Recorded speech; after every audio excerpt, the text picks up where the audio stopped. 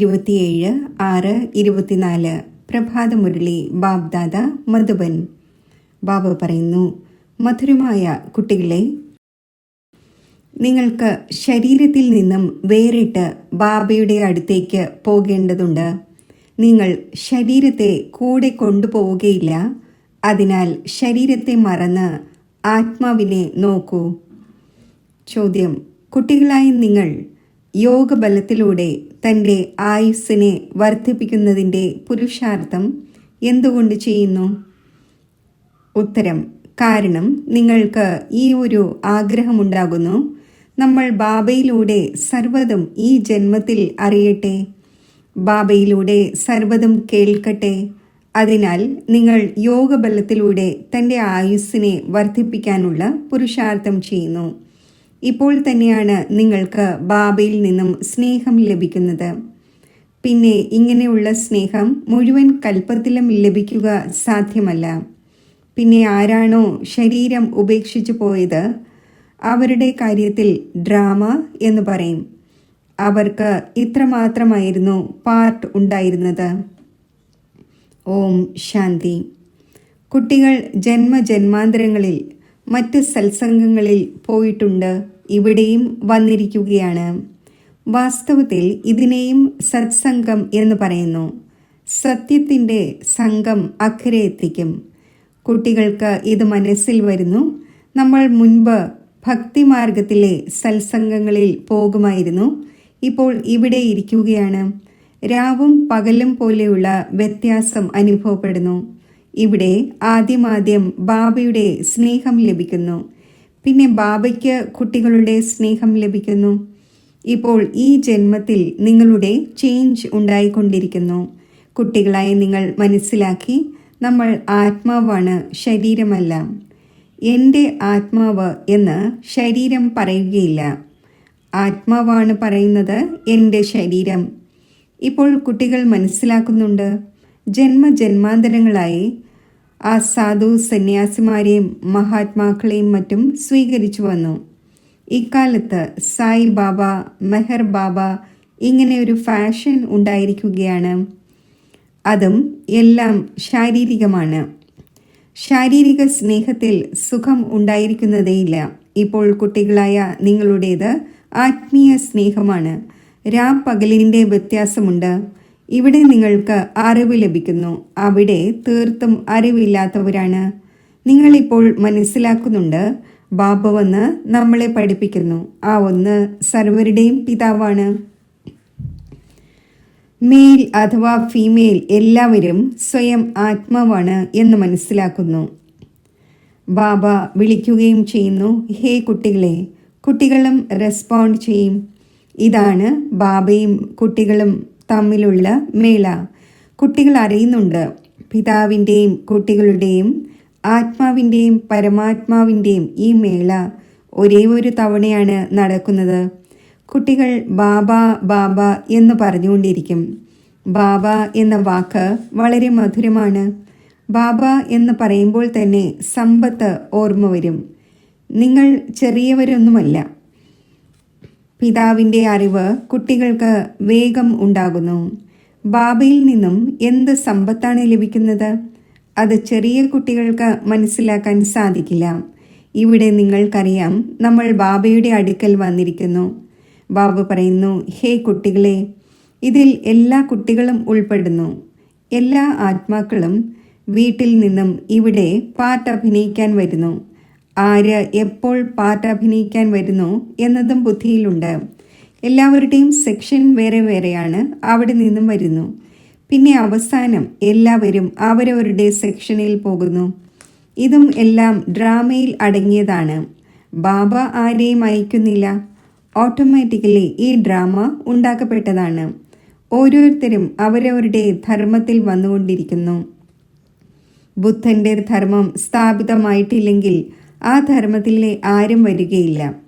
ആദ്യം സൂര്യവംശിയും ചന്ദ്രവംശിയും തന്നെയാണ് വരുന്നത്.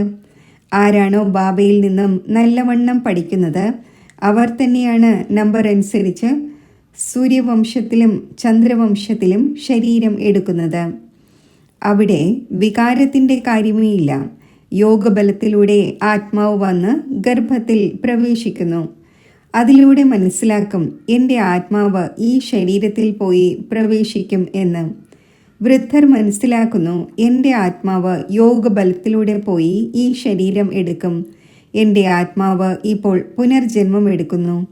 അത് പിതാവും മനസ്സിലാക്കുന്നു. എൻ്റെ അടുക്കൽ കുട്ടി വന്നിരിക്കുകയാണ്. കുട്ടിയുടെ ആത്മാവ് വന്നുകൊണ്ടിരിക്കുകയാണ്. അതിൻ്റെ സാക്ഷാത്കാരം ഉണ്ടാകുന്നു. അത് തൻ്റെ കാര്യത്തിൽ വിചാരിക്കുന്നു, ഞാൻ പോയി മറ്റൊരു ശരീരത്തിൽ പ്രവേശിക്കുന്നു. ഈ വിചാരവും വരുന്നുവല്ലോ. തീർച്ചയായും അവിടെ ഒരു നിയമമുണ്ടാകും. കുട്ടി ഏത് ആയുസ്സിലായിരിക്കും വരിക? അവിടെയാണെങ്കിൽ എല്ലാം റെഗുലറായി ആണല്ലോ നടക്കുന്നത്. അത് മുന്നോട്ട് പോകവേ അനുഭവപ്പെടും. എല്ലാം അറിയാൻ കഴിയും. ഇവിടെ നടക്കുന്നത് പോലെ 15ഓ 20ഓ വയസ്സിൽ കുട്ടി ഉണ്ടാവുകയൊന്നുമില്ല. അങ്ങനെയല്ല. അവിടെ ആയുസ് 150 വർഷമാണ്. അപ്പോൾ കുട്ടി വരുന്നത് പകുതി ലൈഫിന് അല്പം മുമ്പേ ആയിരിക്കും. ആ സമയത്താണ് കുട്ടി വരുന്നത്. കാരണം അവിടെ ആയുസ് നീണ്ടതാണ്. ഒരേ ഒരു പുത്രൻ തന്നെയാണ് വരേണ്ടത്. പിന്നെ പുത്രിയും വരേണ്ടതുണ്ട്. നിയമം ഉണ്ടായിരിക്കും. ആദ്യം പുത്രൻ്റെയും പിന്നെ പുത്രിയുടെയും ആത്മാവ് വരുന്നു. വിവേകം പറയുന്നു, ആദ്യം പുത്രനാണ് വരേണ്ടത്. ആദ്യം മെയിൽ, പിന്നീട് ഫീമെയിൽ. 8-10 വർഷം വൈകിയായിരിക്കും വരുന്നത്. മുന്നോട്ട് പോകവേ കുട്ടികളായി നിങ്ങൾക്ക് എല്ലാ സാക്ഷാത്കാരവും ഉണ്ടാകേണ്ടതുണ്ട്. എങ്ങനെയാണ് അവിടെയുള്ള രീതികളും സമ്പ്രദായങ്ങളും പുതിയ ലോകത്തിൻ്റെ ഈ എല്ലാ കാര്യങ്ങളും ബാബ ഇരുന്ന് മനസ്സിലാക്കിച്ചു തരുന്നു. ബാബ തന്നെയാണ് പുതിയ ലോകം സ്ഥാപിക്കുന്നവൻ. രീതികളും സമ്പ്രദായവും തീർച്ചയായും കേൾപ്പിച്ചുകൊണ്ടിരിക്കും. മുന്നോട്ട് പോകവേ വളരെയധികം കേൾപ്പിക്കും. അപ്പോൾ സാക്ഷാത്കാരം ഉണ്ടായിക്കൊണ്ടിരിക്കും. കുട്ടികൾ എങ്ങനെയായിരിക്കും ജനിക്കുന്നുണ്ടാവുക? പുതിയ കാര്യമൊന്നുമല്ല. നിങ്ങൾക്ക് എവിടെയാണോ കൽപ്പകൽപ്പങ്ങളിൽ പോകേണ്ടി തന്നെ വരുന്നത്, അങ്ങനെയുള്ള സ്ഥാനത്ത് പോകുന്നു. വൈകുണ്ഠമാണെങ്കിൽ ഇപ്പോൾ സമീപം വന്നു കഴിഞ്ഞു. ഇപ്പോൾ തികച്ചും സമീപത്ത് തന്നെ വന്നെത്തിയിരിക്കുകയാണ്. എത്രത്തോളം നിങ്ങൾ ജ്ഞാനയോഗത്തിൽ ദൃഢമായി കൊണ്ടിരിക്കുമോ, അപ്പോൾ ഓരോ കാര്യവും നിങ്ങൾക്ക് സമീപത്ത് കാണപ്പെടും. അനേകം തവണ നിങ്ങൾ പാട്ട് അഭിനയിച്ചു. ഇപ്പോൾ നിങ്ങൾക്ക് അറിവ് ലഭിക്കുന്നു. അത് തന്നെയാണ് നിങ്ങൾ കൂടെ കൊണ്ടുപോകുന്നത്. അവിടെയുള്ള സമ്പ്രദായ രീതികൾ എന്തായിരിക്കും എല്ലാം അറിയും. തുടക്കത്തിൽ നിങ്ങൾക്ക് എല്ലാത്തിൻ്റെയും സാക്ഷാത്കാരം ഉണ്ടാകുമായിരുന്നു. ആ സമയത്താണെങ്കിൽ അതുവരെയും നിങ്ങൾ അൽഫും ബേയുമാണ് പഠിച്ചിരുന്നത്. പിന്നെ ലാസ്റ്റിലും തീർച്ചയായും നിങ്ങൾക്ക് സാക്ഷാത്കാരം ഉണ്ടാകേണ്ടതുണ്ട്. അത് ബാബ ഇരുന്ന് കേൾപ്പിക്കുന്നു. അതെല്ലാം കാണാനുള്ള ആഗ്രഹം നിങ്ങൾക്ക് ഇവിടെ ഉണ്ടാകും. ശരീരം വെടിയരുതെന്നും എല്ലാം കണ്ട ശേഷം പോകണമെന്നും വിചാരിക്കും. ഇതിൽ ആയുസ് വർദ്ധിപ്പിക്കുന്നതിന് യോഗബലം ആവശ്യമാണ്. ബാബയിൽ നിന്നും എല്ലാം അറിയുന്നതിനും എല്ലാം കാണുന്നതിനും വേണ്ടി ആര് ആദ്യമേ തന്നെ പോയോ അവരുടെ ചിന്തനം ചെയ്യേണ്ടതില്ല. അത് ഡ്രാമയിലെ പാർട്ടാണ്. ഭാഗ്യത്തിലില്ലായിരുന്നു. ബാബയിൽ നിന്നും കൂടുതൽ സ്നേഹം നേടണം. കാരണം എത്രത്തോളം നിങ്ങൾ സർവീസബിൾ ആകുന്നു, അപ്പോൾ ബാബയ്ക്ക് വളരെ വളരെ പ്രിയമായി തോന്നുന്നു. എത്രത്തോളം സർവീസ് ചെയ്യുന്നുവോ, എത്രത്തോളം ബാബയെ ഓർമ്മിക്കുന്നുവോ, ആ ഓർമ്മ ദൃഢമായി കൊണ്ടിരിക്കും. നിങ്ങൾക്ക് വളരെയധികം രസം തോന്നും. ഇപ്പോൾ നിങ്ങൾ ഈശ്വരീയ സന്താനമാകുന്നു. ബാബ പറയുന്നു, നിങ്ങൾ ആത്മാക്കൾ എൻ്റെ സമീപം ആയിരുന്നല്ലോ. ഭക്തിമാർഗത്തിൽ മുക്തിക്ക് വേണ്ടി വളരെയധികം പരിശ്രമിക്കുന്നു. ജീവൻ മുക്തിയെ അറിയുന്നതേയില്ല. ഇത് വളരെ ലൗലിയായ ജ്ഞാനമാണ്. വളരെ സ്നേഹമുണ്ട്. ബാബ പിതാവുമാണ്, ടീച്ചറുമാണ്, സദ്ഗുരുവുമാണ്. സത്യം സത്യമായ സുപ്രീം ബാബയാണ്. ആ ഒന്ന് നമ്മളെ 21 ജന്മത്തേക്ക് സുഖധാമത്തിലേക്ക് കൊണ്ടുപോകുന്നു. ആത്മാവ് തന്നെയാണ് ദുഃഖിതനാകുന്നത്. ദുഃഖവും സുഖവും ആത്മാവ് തന്നെയാണ് അനുഭവിക്കുന്നത്. പാപാത്മാവ്, പുണ്യാത്മാവ് എന്ന് പറയുകയും ചെയ്യുന്നു. ഇപ്പോൾ ബാബ വന്നിരിക്കുകയാണ് നമ്മളെ എല്ലാ ദുഃഖങ്ങളിൽ നിന്നും മോചിപ്പിക്കുവാൻ. ഇപ്പോൾ കുട്ടികളായി നിങ്ങൾക്ക് പരിധിയില്ലാത്തതിലേക്ക് പോകേണ്ടതുണ്ട്. എല്ലാവരും സുഖം അനുഭവിക്കുന്നവരായി മാറും. മുഴുവൻ ലോകം തന്നെ സുഖം അനുഭവിക്കുന്നവരായി മാറും. ഡ്രാമയിൽ ഉള്ള പാർട്ടിനെയും നിങ്ങൾ മനസ്സിലാക്കി കഴിഞ്ഞു. നിങ്ങൾ എത്ര സന്തോഷത്തിലിരിക്കുന്നു. ബാബ വന്നിരിക്കുകയാണ് നമ്മളെ സ്വർഗത്തിലേക്ക് കൊണ്ടുപോകുന്നതിനായി. നമ്മൾ എല്ലാ ആത്മാക്കളെയും സ്വർഗത്തിലേക്ക് കൊണ്ടുപോകും. ബാബ ധൈര്യം പകരുന്നു. മധുരമധുരമായ കുട്ടികളെ, ഞാൻ നിങ്ങളെ സർവ്വ ദുഃഖങ്ങളിൽ നിന്നും ദൂരെയാക്കുവാൻ വന്നിരിക്കുന്നു. അപ്പോൾ ഇങ്ങനെയുള്ള പിതാവിനോട് എത്ര സ്നേഹമുണ്ടായിരിക്കേണ്ടതാണ്. എല്ലാ സംബന്ധങ്ങളും നിങ്ങൾക്ക് ദുഃഖമാണ് നൽകിയത്. ഇത് ദുഃഖദായി സന്താനമാണ്. നിങ്ങൾ ദുഃഖിതരാകുന്നു. ദുഃഖത്തിൻ്റെ കാര്യങ്ങൾ തന്നെയാണ് കേട്ടു വന്നിരിക്കുന്നത്. ഇപ്പോൾ ബാബ എല്ലാ കാര്യങ്ങളും മനസ്സിലാക്കിച്ചു തരുന്നു. അനേകം തവണ മനസ്സിലാക്കിച്ചു. ചക്രവർത്തി രാജാവ് ആക്കുകയും ചെയ്തു. അപ്പോൾ ഏതൊരു പിതാവാണോ നമ്മളെ ഇങ്ങനെയുള്ള സ്വർഗത്തിൻ്റെ അധികാരിയാക്കുന്നത്, ആ ഒന്നിനോട് എത്ര സ്നേഹമുണ്ടാകേണ്ടതാണ്. ഒരു ബാബയെ തന്നെയാണ് നിങ്ങൾ ഓർമ്മിക്കുന്നത്. ബാബയോടല്ലാതെ മറ്റാരോടും സംബന്ധമില്ല. ആത്മാവിന് തന്നെയാണ് മനസ്സിലാക്കിച്ചു തരുന്നത്. നമ്മൾ സുപ്രീം പിതാവിൻ്റെ കുട്ടികളാണ്. ഇപ്പോൾ നമുക്ക് വഴി ലഭിച്ചതുപോലെ മറ്റുള്ളവർക്കും സുഖത്തിൻ്റെ വഴി പറഞ്ഞു കൊടുക്കണം. നിങ്ങൾക്ക് കേവലം പകുതി കൽപ്പത്തേക്ക് മാത്രമല്ല, 3/4 കൽപ്പത്തേക്കും സുഖം ലഭിക്കുന്നു. നിങ്ങളുടെ മേലും പലരും അർപ്പണമാകുന്നു. കാരണം നിങ്ങൾ ബാബയുടെ സന്ദേശം പറഞ്ഞുകൊടുത്ത് എല്ലാ ദുഃഖവും അകറ്റുന്നു. നിങ്ങൾ മനസ്സിലാക്കുന്നുണ്ട്, ഇദ്ദേഹത്തിനും അഥവാ ബ്രഹ്മാവിനും ഈ നോളജ് സുപ്രീം പിതാവിൽ നിന്നാണ് ലഭിക്കുന്നത്. ഈ ഒന്ന് പിന്നെ നമുക്ക് സന്ദേശം നൽകുന്നു. നമ്മൾ പിന്നെ മറ്റുള്ളവർക്ക് സന്ദേശം നൽകും. ബാബയുടെ പരിചയം നൽകി എല്ലാ കുട്ടികളെയും അജ്ഞാന നിദ്രയിൽ നിന്നും ഉണർത്തിക്കൊണ്ടിരിക്കുന്നു. ഭക്തിയെ അജ്ഞാനം എന്ന് പറയുന്നു. ജ്ഞാനവും ഭക്തിയും വേറെ വേറെയാണ്. ജ്ഞാനസാഗരമായ ബാബ ഇപ്പോൾ കുട്ടികളായി നിങ്ങളെ ജ്ഞാനം പഠിപ്പിച്ചുകൊണ്ടിരിക്കുകയാണ്. നിങ്ങളുടെ മനസ്സിൽ വരുന്നു, ബാബ ഓരോ 5000 വർഷത്തിനു ശേഷവും വന്ന് നമ്മളെ ഉണർത്തുന്നു. നമ്മുടെ ദീപത്തിൽ നെയ്യ് ബാക്കി അല്പമാണ് അവശേഷിക്കുന്നത്. അതിനാൽ ഇപ്പോൾ വീണ്ടും ജ്ഞാനത്തിൻ്റെ നെയ്യൊഴിച്ച് ദീപം തെളിയിക്കുന്നു.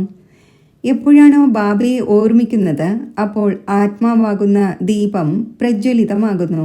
ആത്മാവിൽ ഏതൊരു തുരുമ്പാണോ കയറിയിരിക്കുന്നത്, അത് ബാബയുടെ ഓർമ്മയിലൂടെ നീങ്ങിപ്പോകും. ഇതിൽ തന്നെയാണ് മായയുടെ യുദ്ധം നടക്കുന്നത്. മായ അടിക്കടി മറപ്പിക്കുന്നു. തുരുമ്പ് മാറുന്നതിന് പകരം കയറുന്നു. മാത്രമല്ല, എത്ര നീക്കം ചെയ്തിരുന്നുവോ അതിനേക്കാളും കൂടുതൽ കയറുന്നു. ബാബ പറയുന്നു, കുട്ടികളെ, എന്നെ ഓർമ്മിക്കൂ, അപ്പോൾ തുരുമ്പ് മാറും. ഇതിൽ പ്രയത്നമുണ്ട്. ശരീരത്തിൻ്റെ ആകർഷണം ഉണ്ടാകരുത്. ദേഹി അഭിമാനിയാകൂ. ഞാൻ ആത്മാവാണ്. ബാബയുടെ അടുക്കൽ ശരീരസഹിതം പോകാൻ സാധിക്കില്ല. ശരീരത്തിൽ നിന്നും വേർപെട്ട് തന്നെയാണ് പോകേണ്ടത്.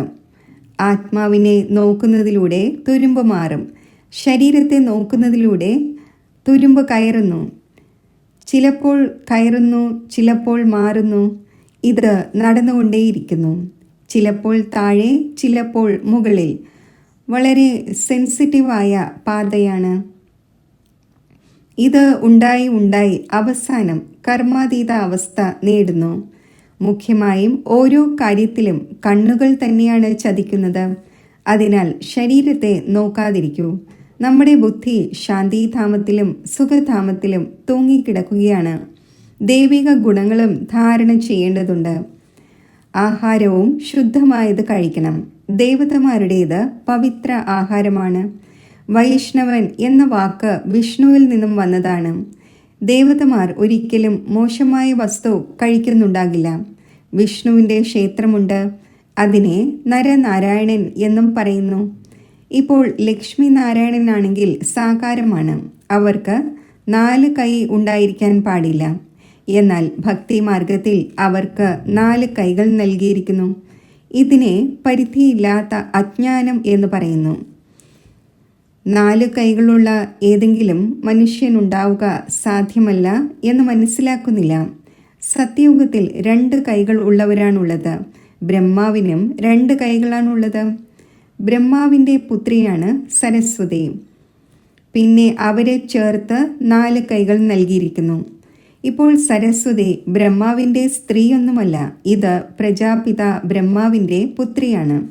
എത്രത്തോളം കുട്ടികൾ അഡോപ്റ്റ് ആയിക്കൊണ്ടിരിക്കുന്നു അത്രയും ഇവരുടെ ഭുജങ്ങൾ വർദ്ധിച്ചുകൊണ്ടിരിക്കുന്നു. ബ്രഹ്മാവിൻ്റെ തന്നെയാണ് 108 ഭുജങ്ങൾ എന്ന് പറയുന്നത്. വിഷ്ണുവിനെയോ ശങ്കറിനെയോ കുറിച്ച് പറയുകയില്ല. ബ്രഹ്മാവിന് വളരെയധികം ഭുജങ്ങളുണ്ട്. ഭക്തി മാർഗത്തിലാണെങ്കിൽ അറിവൊന്നുമില്ല. ബാബ വന്ന് കുട്ടികൾക്ക് മനസ്സിലാക്കിച്ചു തരുന്നു. നിങ്ങൾ പറയുന്നു ബാബ വന്ന് നമ്മളെ അറിവുള്ളവരാക്കി. മനുഷ്യർ പറയുന്നു നമ്മൾ ശിവന്റെ ഭക്തരാണ്. ശരി, നിങ്ങൾ ശിവനെ എന്തായാണ് മനസ്സിലാക്കുന്നത്? ഇപ്പോൾ നിങ്ങൾ മനസ്സിലാക്കുന്നുണ്ട് ശിവ് ബാബ എല്ലാ ആത്മാക്കളുടെയും പിതാവാണ്. അതിനാൽ ആ ഒന്നിൻ്റെ പൂജ ചെയ്യുന്നു. മുഖ്യമായ കാര്യം ബാബ പറയുകയാണ്, എന്നെ മാത്രം ഓർമ്മിക്കൂ. നിങ്ങൾ വിളിക്കുകയും ചെയ്തു, ഹേ പതീത പാവന, വന്ന് നമ്മളെ പാവനമാക്കൂ. എല്ലാവരും വിളിച്ചുകൊണ്ടേയിരിക്കുന്നു, പതീത പാവന സീതാറാം എന്നും പാടിക്കൊണ്ടിരുന്നു. ബാബയ്ക്ക് ഇതറിയാമായിരുന്നില്ല പിതാവ് സ്വയം വന്ന് എന്നിൽ പ്രവേശിക്കും എന്ന്. എത്ര വണ്ടറാണ്! ഒരിക്കലും ചിന്തയിൽ പോലും ഉണ്ടായിരുന്നില്ല.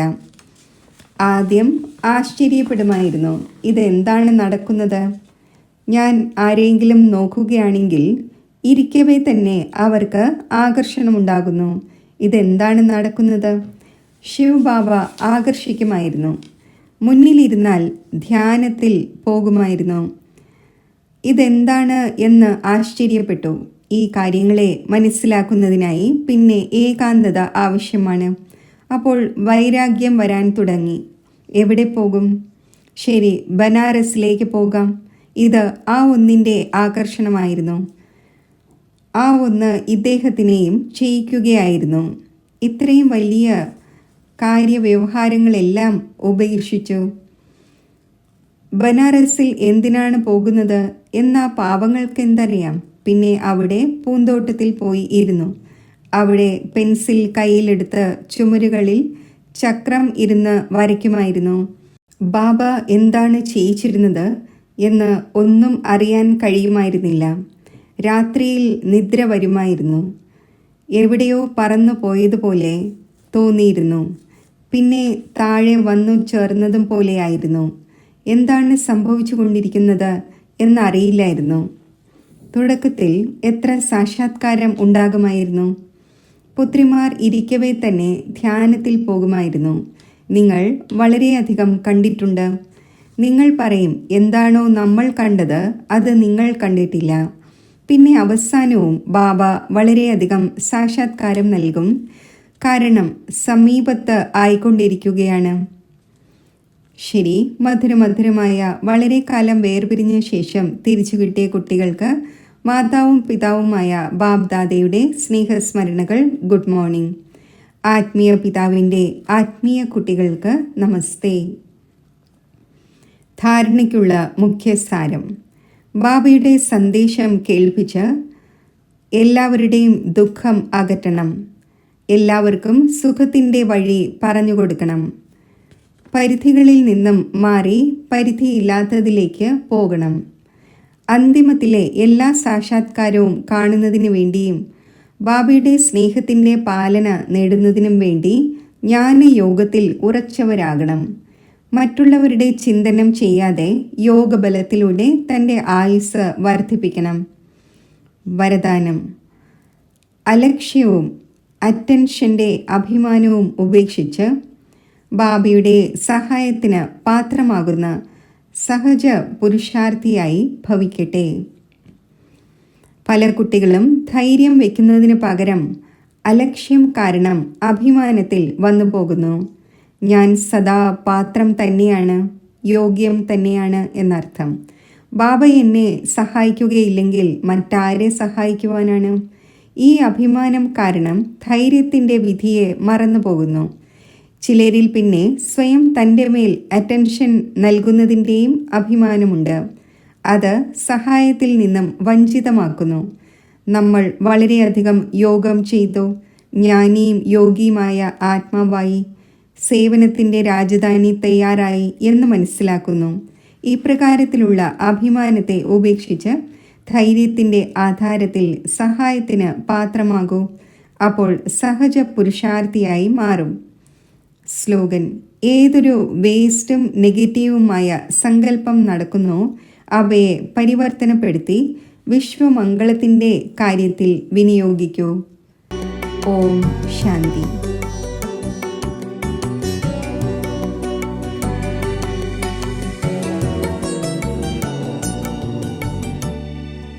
യോഗത്തിൻ്റെ അഭ്യാസം.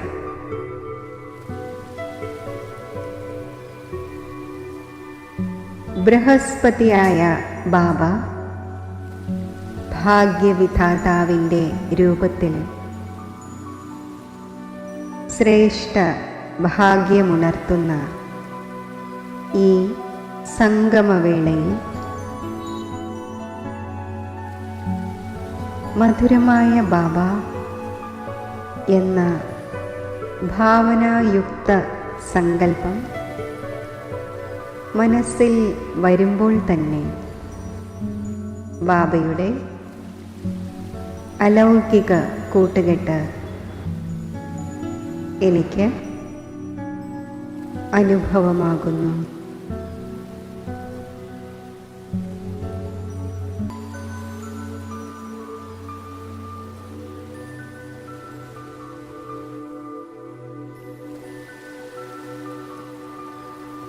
സ്നേഹസമ്പന്നവും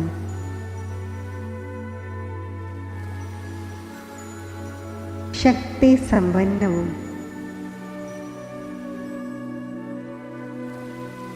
സുഖദായകവുമായ ഈ സ്മൃതിയുടെ ആനന്ദം ഞാൻ എടുക്കുന്നു.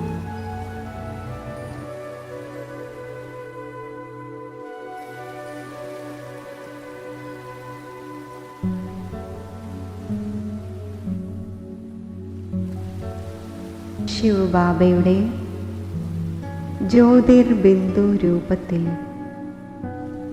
മനസ്സ് ഏകാഗ്രമാകുമ്പോൾ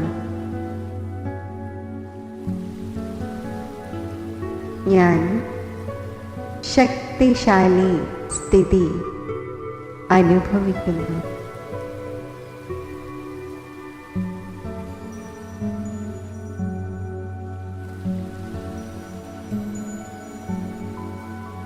ഈ സൂക്ഷ്മ സ്മൃതിയുടെ ശക്തി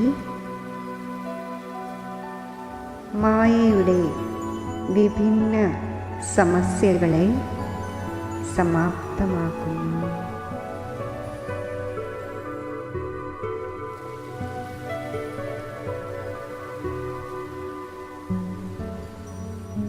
വിഘ്നങ്ങൾ വിനാശമാക്കുന്നു.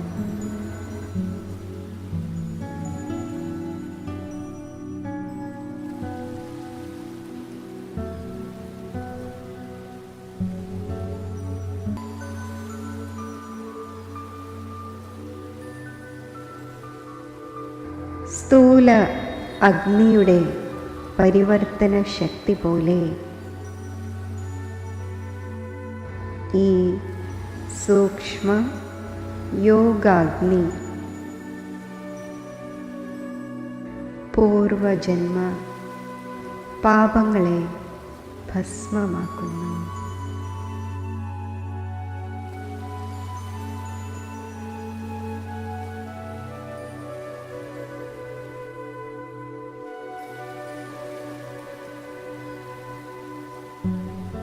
ഞാൻ സ്വച്ഛവും ലൈറ്റ് സ്വരൂപവുമാകുന്നു. ഭാരരഹിതമാകുന്നു.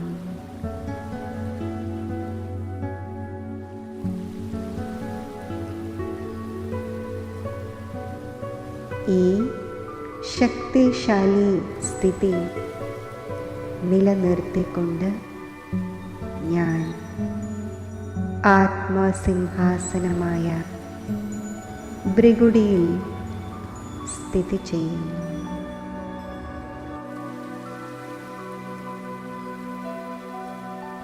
എന്നിൽ നിന്നും ഈശ്വരീയ സ്നേഹത്തിൻ്റെ ശക്തിയുടെ തരംഗങ്ങൾ സ്വതവേ വ്യാപിക്കുന്നു.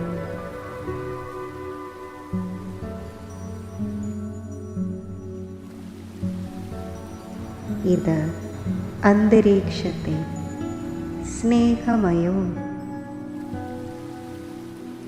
ശക്തിശാലിയും ആക്കുന്നു.